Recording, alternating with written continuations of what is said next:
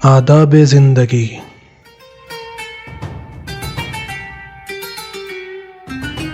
آداب خانیداری، سفر کے احکام، لباس کے آداب اور بھی دیگر آداب جاننے کے لیے دیکھیے تہذیب الاسلام۔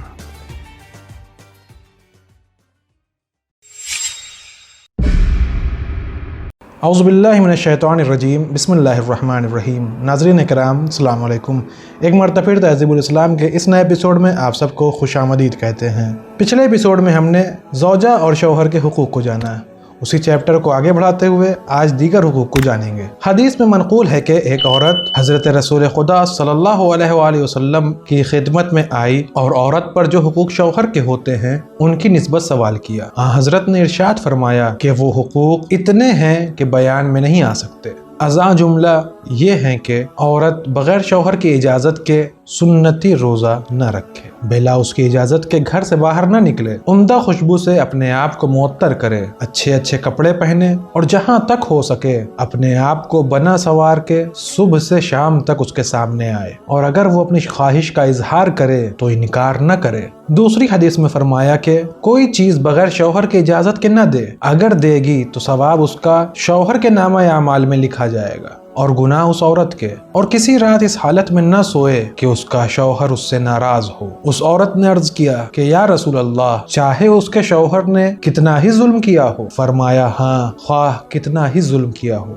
حضرت امام جعفر صادق علیہ السلام نے فرمایا کہ جو عورت ایک رات اس حالت میں بسر کرے کہ اس کا شوہر اس سے ناراض رہا ہو، تو جب تک اس کا شوہر اس سے راضی نہ ہوگا اس کی کوئی نماز قبول نہ ہوگی۔ جو عورت غیر مرد کے لیے خوشبو لگائے گی، جب تک اس خوشبو کو دور نہ کرے گی اس کی نماز قبول نہ ہوگی۔ فرمایا تین آدمیوں کا عمل آسمان پر نہیں پہنچتا، ایک تو اس غلام کا جو اپنے مالک کے پاس سے بھاگ گیا ہو، دوسرے اس عورت کا جس کا شوہر اس سے ناراض ہو، تیسرے اس شخص کا جو متکبرانہ لباس پہنے ہو۔ معتبر حدیثوں میں وارد ہوا ہے کہ مردوں کا جہاد تو یہ ہے کہ اپنا مال اور اپنی جان خدا کی راہ میں صرف کریں، اور عورتوں کا جہاد یہ ہے کہ شوہروں کے ستانے پر اور سوکنے لانے پر صبر کریں۔ حضرت رسول خدا صلی اللہ علیہ وآلہ وسلم نے فرمایا کہ اگر میں یہ حکم دیتا کہ کوئی شخص سوائے خدا کے کسی اور کو بھی سجدہ کر سکتا ہے تو بے شک میں عورتوں کو حکم دیتا کہ وہ اپنے اپنے خاوندوں کو سجدہ کریں۔ فرمایا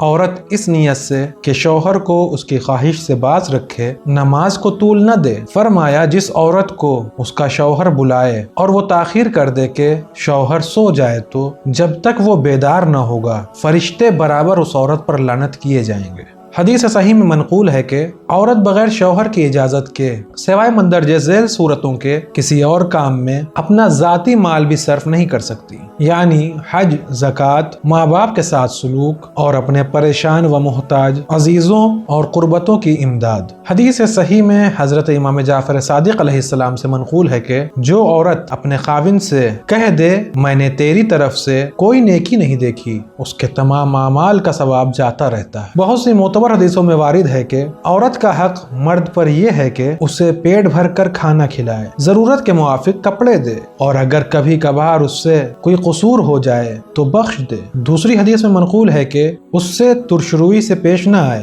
اور ہر روز ایک مقدار معین تیل وغیرہ اسے دے، 3 دن میں ایک مرتبہ گوشت اس کے لیے لائے، مہندی، خواہ وسمہ وغیرہ 6 مہینے میں ایک بار لائے، ہر سال کم از کم 4 کپڑے اسے بنا دے، 2 جاڑے کے اور 2 گرمی کے۔ یہ بھی ضروری ہے کہ اس کا گھر سر میں ڈالنے کا تیل سے اور سرکہ، روغن زیتون سے خالی نہ رہے، روزانہ سیر بھر کھانا اسے دے اور موسم کے میوے اسے کھلائے، اور عید کے دن اور تہواروں میں معمولی اوقات سے بہتر کھانا کھلائے۔ حضرت امام جعفر صادق علیہ السلام سے منقول ہے کہ 2 کمزوروں کے حق میں خدا ترسی کام میں لاؤ، ایک یتیم بچے، دوسرے عورتیں۔ حضرت رسول خدا صلی اللہ علیہ وسلم نے فرمایا کہ تم میں سب سے بہتر وہ شخص ہے جو اپنی عورت کے ساتھ سب سے بہتر سلوک کرے۔ فرمایا کہ ہر شخص کے اہل و عیال اس کے قیدی ہیں، اور خدا سب سے زیادہ اس بندے کو دوست رکھتا ہے جو اپنے قیدیوں کے ساتھ اچھا سلوک کرتا ہے۔ حضرت امام جعفر صادق علیہ السلام نے فرمایا، جس شہر میں